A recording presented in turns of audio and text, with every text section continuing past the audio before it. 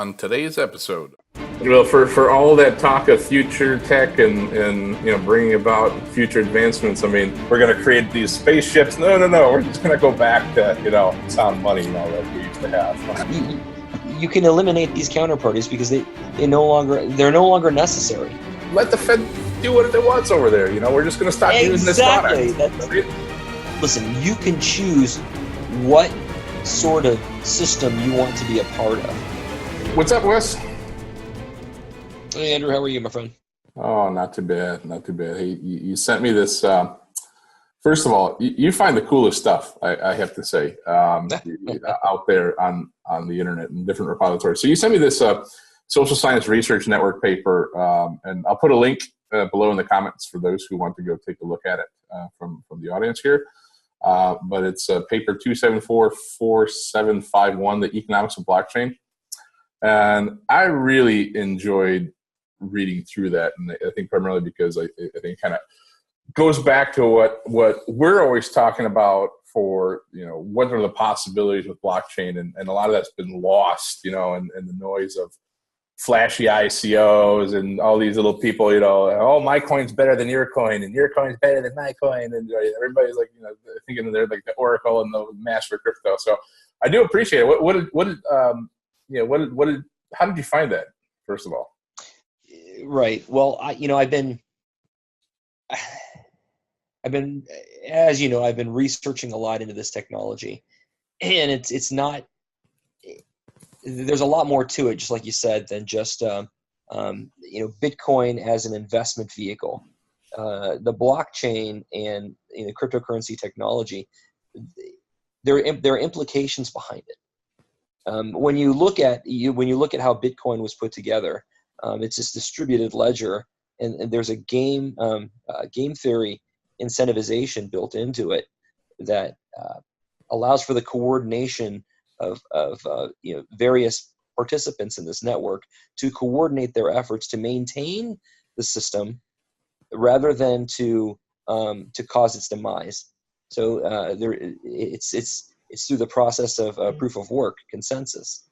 So proof of work allows these participants to coordinate their efforts to, like I said, validate in these transactions and maintain the ledger, and it incentivizes them by allowing the release of Bitcoin into the system, so to speak. So whoever wins the race to solve that math problem gets the Bitcoin. But that's not the only way to achieve consensus in a distributed network like Bitcoin. Bitcoin was the first stab at this technology. How do we coordinate the efforts of individuals in a decentralized network to get them to do the right thing, to get them to maintain this ecosystem? And that's what the whole concept behind crypto economics is. It's how do we, because we're not dealing with the centralized system anymore. It's decentralized, and how does code coordinate the efforts of a group of individuals, or a group of computers? Yeah, computers. The consensus protocols, I think, are evolving over time, as we've seen, right? And those are improving, and they're getting more efficient.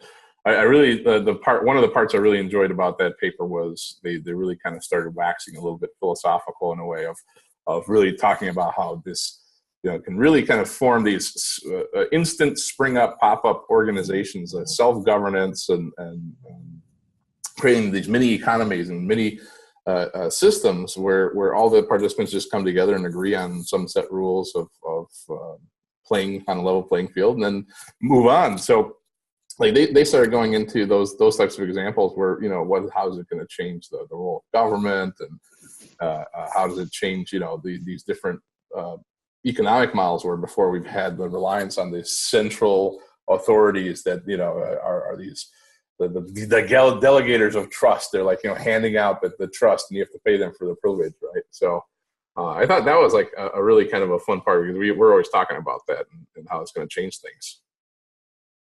Oh yeah. Oh no, no doubt. And if you noticed, a lot of the footnotes in there were referencing Austrian economists My heart melted, man. You'd see F.A. Hayek, and you'd Yeah. see Macy's, Thomas. So I mean, all the greats, right? And I was actually looking for somewhere in there, Ron Paul or something like that. But that would have really made me sing and joy.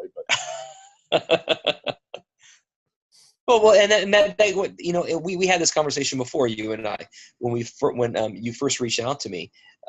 This, and you told me your backstory about how you were, you campaigned for Ron Paul, and you were very involved in his campaign. In a blockchain system, you don't have to put all your efforts behind an individual to kind of promote your ideology in government anymore.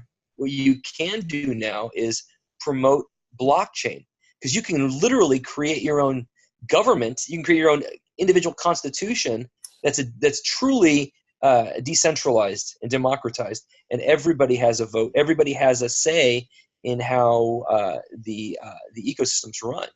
Like you said, these are mini economies you can create on a blockchain, and all the participants have a say and have a vote, and it can be done autonomously. It can already be written into the Constitution. It's kind of amazing.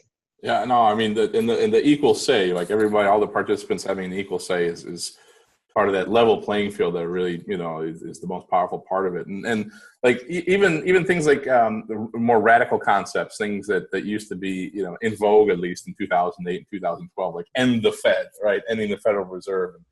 And one of my favorite old flags of parading down the street.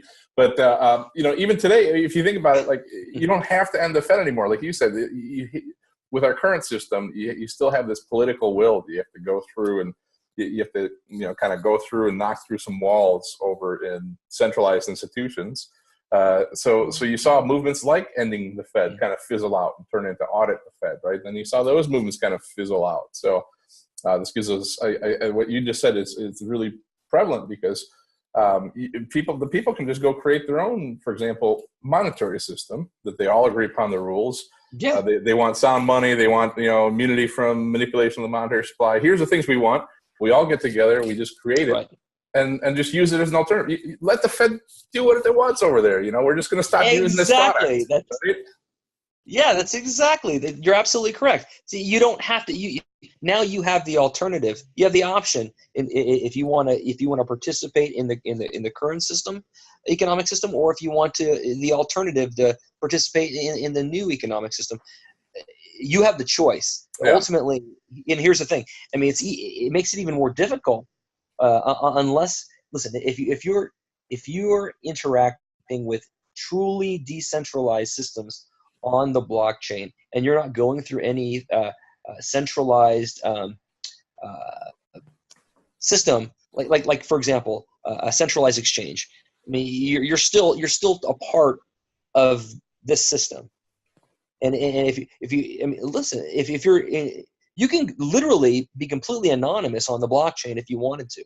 You don't have to report anything. Listen, there's transparency there, but until they figure out who you are, I mean, you can be completely anonymous. I mean, you can collect Bitcoin or collect if you're smart. If you're smart, I mean, we got to. Yeah. Every person. Listen. And that's the drawbacks to this. I'm not saying it's a drawback. I'm saying that these are the parts of this technology that governments and regulators don't like. Yeah. They like to know exactly who these people are, because obviously there's an incentive there, if you're a bad actor, to do bad things with it. Well, and that keeps getting, I think, sometimes often, like, people blow that out of proportion. At least the media likes to always propose, drug dealers use this and that. Yeah, it's such a small percentage. But to your point of transparency, being able to track things, like there was an article, I think, a couple of days ago, the IRS was talking about that they're losing money because a great number of cryptocurrency transactions are either unreported or underreported. I think these are all the things that regulators are going to have to, figure out, because the paper essentially talks about a new system. It's not necessarily a hybrid system, a truly decentralized system. We're taking baby steps right now that enterprise corporations aren't jumping onto public blockchains. They're creating their own little private blockchains. Then ultimately you're going to see bridges between the public blockchains, private blockchains, and then it'll be a whole network of a global blockchain lattice like what you're proposing. So there's going to be all sorts of connectivity connecting these blockchains at some point. So this is how that paper was written more. How are we going to police these things essentially in a truly decentralized way? Or when we're dealing with a decentralized network of computers and individuals, how do we go ahead and regulate that? And I don't think that they even gave a clear answer for that. I mean, yeah, it was. SEC Commissioner Hester Pierce, she gave a speech that had some really good analogies, and the regulations are always trailing the technology. Right. I mean, whether it's new cars or automobiles or airplanes, it's always been behind. It has to kind of play catch up. But from that, she gave some really good analogies that they as a regulator are more like a lifeguard kind of sitting on and overwatching the beach. Their job is to go in and police how everybody's building their sandcastles and things. They're looking out for major threats and then they can whistle or intervene or whatnot. So she kind of said that that the regulators shouldn't be stifling innovation, but should kind of cooperate. And you're going to see that. I mean, you and I, we've always kind of maintained that too. They don't want to over-regulate it to the point that it stifles, and then you're seeing other nation states kind of pull ahead of us in that, capital release and everything else. No, I agree. No, and that's true. I mean, here in the United States, I think she has the right approach. I mean, but then again, I also think the IRS and some other taxing authorities are going to want their cut too.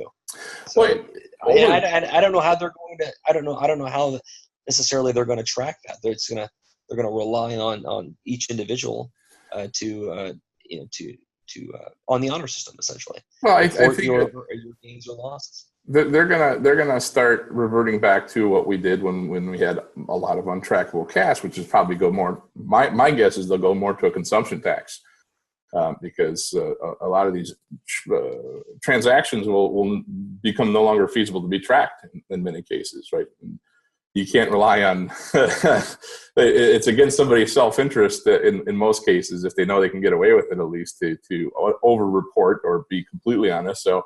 That being said, the majority of people would probably kind of underreport things. So, but a consumption tax, I think that would be one potential outcome. But it also just kind of drastically start thinking about it. Drastically changes the role of government in many ways, right? I mean, today, what do we use them for? Mostly, arbitrators and kind of like central points of truth. People that you can trust, and now. They would more become almost like enforcement mechanisms to just make sure that the real world follows the rules on the blockchain, right? Whatever happens on the blockchain, their primary job is to make sure that in the real world the same thing is reflected almost in a way. No, I agree with you, and because in these mini economies or governments, they're self-governing.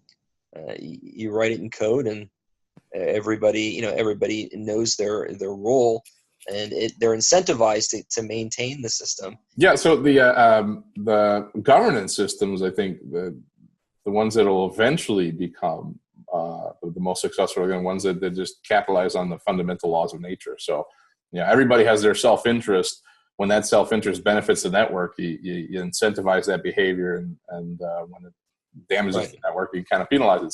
So they're kind of working onto that, and that's always been the way the free markets work. I think that's why free markets have always been as successful and wonderful as they are. You just have to be able to have the circuit breakers in there with regulators or folks that make sure that those guys that are in there trying to defraud the system that aren't able to do that.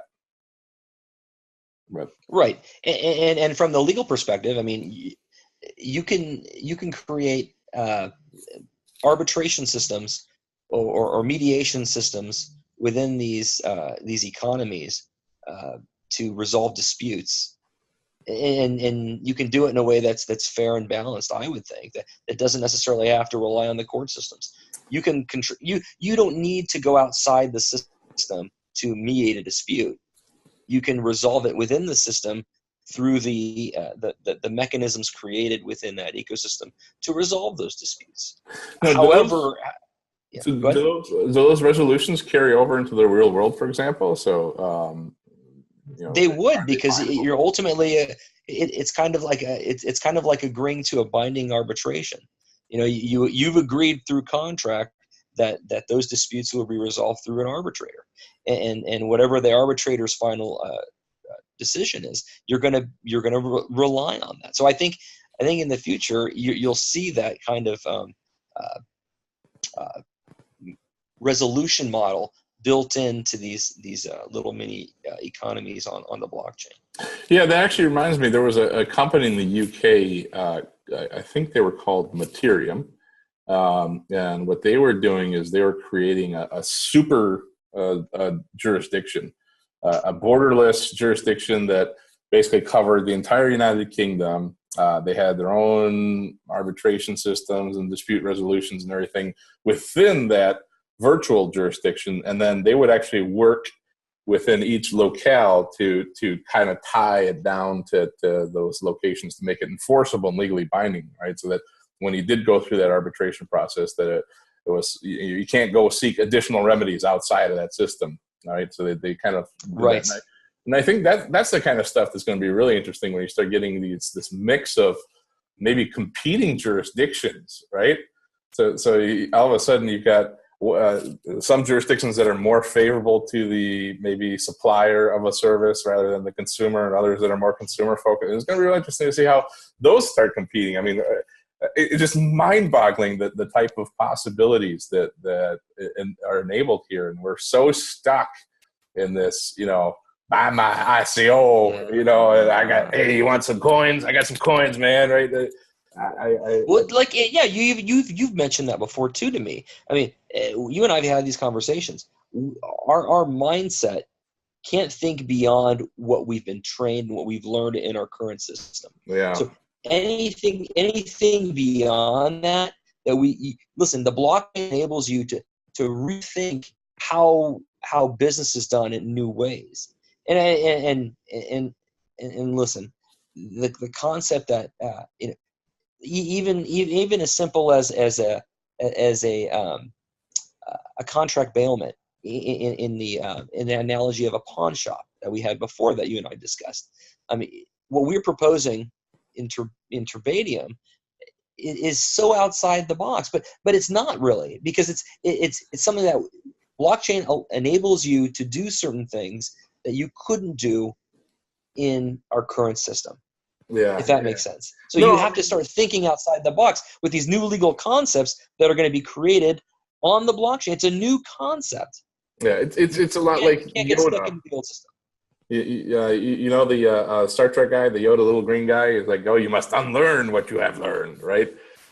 Yes. And a lot of that's, people have got the old way of doing it, but, and nothing's like, I would almost argue, like, a lot of this stuff isn't even radically outside the box. It's just outside of a smaller box that had certain constraints. Like, if you wanted to do a loan or issue a loan, you always have to have an obliger and obligee, right?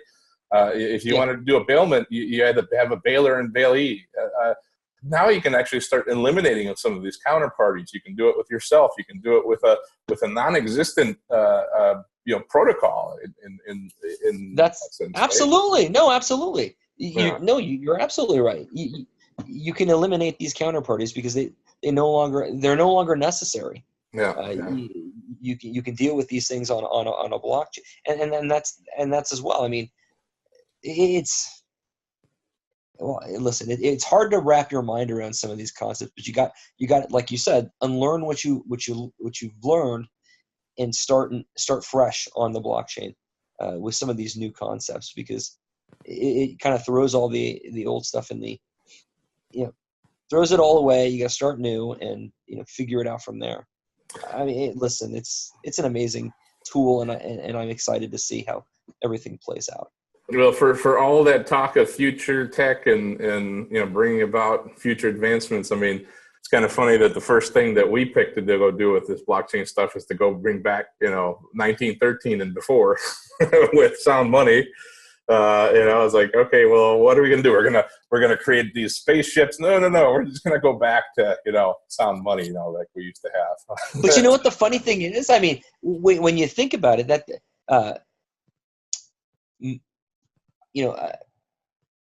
money and exchange is kind of how our society has been able to evolve and advance for centuries. We needed that, so it makes sense that formed the basis of the blockchain in the first place. Yeah. I mean, Yeah. this is a first truly decentralized currency, Bitcoin, and then it kind of spawned this whole movement that now listen, we have a monetary system that isn't reliant on some sort of a central banking authority to manipulate it in any way, either print more money or create monetary policy around it. It's for all the people. Everybody has access to it now, and we can build a society based on this decentralized currency, and we can do so much with it. Yeah, I think it almost goes full circle back to where you started about the research paper and the governance is available, and you can kind of create your own constitution. I think we had it right, originally with the way we had our monetary system set up here in the United States. I think it was set up in a proper fashion, and we've kind of like deviated from that path over time with introduction of central banks, debasing the currency, taking silver out of the money, right? So now we're making out of nickel, and even taking copper out of pennies. And I think we had it right, and we've deviated from it, and that's because it wasn't on a blockchain, right? Well, could you imagine if our founding father used to have a block? Yeah, could you imagine if our founding fathers had a blockchain? Yeah, this would be like, oh my God, this is what we need. Yeah, exactly. I think, and I'm looking forward to the first country that kind of reorganizes themselves, kind of like what Iceland did after the real estate crash, which was reorganize themselves and their government into more democratic. I'm waiting for the first one that does it using blockchain and distributed ledgers. And you can imagine like in Gattaca where you got a hash of certain markers in your DNA, and you put your finger on the little voting booth, and it takes a draw of blood, it analyzes your DNA, and then runs a hashing algorithm on your DNA, make sure you're you, and that's your private. I mean, you see all kinds of like that's the future tech stuff. But for right now, man, it's like, can't we just have our sound money back? Well, the funny thing is, when you go too far down that rabbit hole, then you can think of all the nefarious things that the blockchain technology can enable. I mean, even in Gattaca, I mean, it created different class systems where you had to be of a certain genetic material in order to be considered a first-class citizen, or even a normal citizen. Anything less than, you weren't a citizen. You couldn't do a lot of things. I mean, there's all kinds of philosophical implications with this technology. I mean, shoot, I think I've told you this before. My mom thinks this is going to usher in the one world government, whatever, and she thinks this is the one world currency, one world government, and I'm like, Mom, no, this is not. Matter of fact, if anything, it gives us back, a lot of freedoms that I'm not saying that we're taking away, but it gives you more freedom, gives you more control over your finances, gives you more control over your identity. It gives you back. I mean, essentially gives the people back the ability to retake back control over their liberties. And not have them eroded. Yeah, I think that's the biggest thing, is that you can shave off like little bits of it at a time, and people don't notice. And over time, you've totally changed the rules of the game, and that's been discovered to be the most effective way to affect unpopular change, is just to do it little bits at a time. You can't do that with distributed applications. I mean, once you've placed the rules of the game, everybody has to vote and approve every single change. And you might be able to make little incremental changes, but eventually some people will just kind of like, okay, no, this is going in the wrong direction. Right? Yeah. This is where we're heading. Can you imagine a world where listen, you can choose what sort of system you want to be a part of? You could really, if you wanted to. I mean, listen, if you want to stay in if you want to stay in the Keynesian type of economic system, you can. If you want to explore various different types of Austrian economic systems, you can. Different, forms of government systems, you can create. It's literally, the possibilities are endless. Yeah. And whichever system you want to be a part of, you can choose, and you should be able to choose. You shouldn't be stuck in one paradigm. And I think that's where this technology enables. And I think that's where the future is going to be. I mean, where you can truly choose what sort of system you want to contribute, economically, philosophically, going forward. I think it's like I said, it's this technology opens up so many opportunities and possibilities. Yeah. Interesting stuff, man. Like I said, that paper was really good, and I'd encourage anybody that's watching this to go take a look at it. The link is going to be down in the comment section. But hey, man, so great talking again, Wes. Likewise. We'll catch you next week. We got a good calendar of guests coming on. So I think we'll be able to have some good interviews. We've got some academics, economic guys, and law professors. So it's going to be a good month, man. Awesome. Very good. Thanks, Andrew. I appreciate it. You have a good day and a good week. And we'll see you next week, man. All right. Take care. Yep, cheers. Thanks.